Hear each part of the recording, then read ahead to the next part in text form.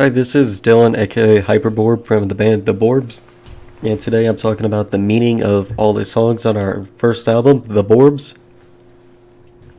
So, starting with the intro, none of this was actually planned for the intro. It was. Well, we figured out when we were planning the album that we are going to need an intro. So, we kind of just met, just talked about whatever came up first. The second song, The Borbs. The meaning behind this song is that the song is The Borbs by The Borbs from the album The Borbs. And the reason why is because most albums have a self-titled song. Well, yeah, most albums have a song named after it. So we have The Borbs from the album The Borbs. But then most bands release a self-titled album as the first one. So we have The Borbs album by The Borbs. Which is why we have The Borbs, The Borbs, The Borbs. Now, around the middle of the song, when Hyperborb and Borb Max are going, the Borbs, the Borbs. It's actually because in the original take for the song, I had a really horrible voice crack in the middle of it, so we would just make fun of that. Now the third song, Ack Gains Whack. In case if you don't know, Ack is an audio format, which is superior to MP3 in nearly every way. And the way that I found this out was this was originally made for a school project. And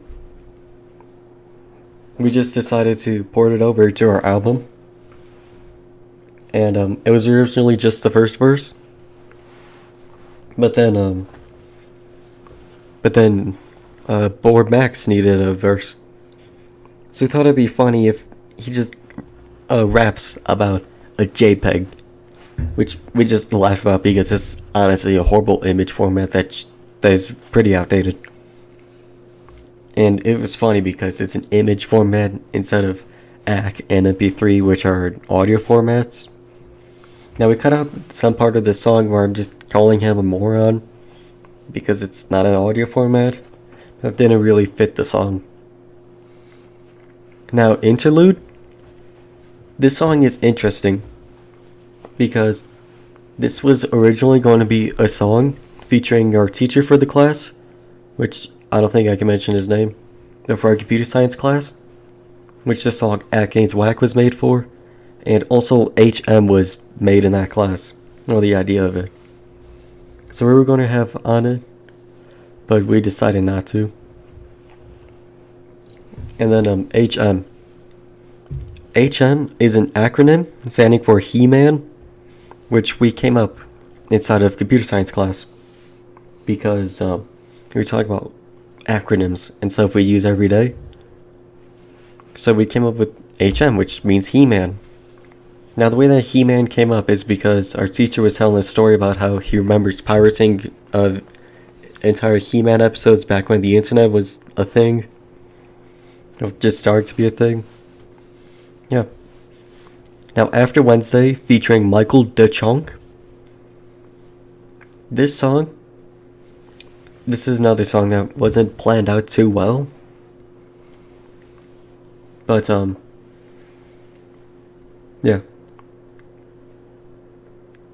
The meaning of After Wednesday, I honestly don't know what we were going for.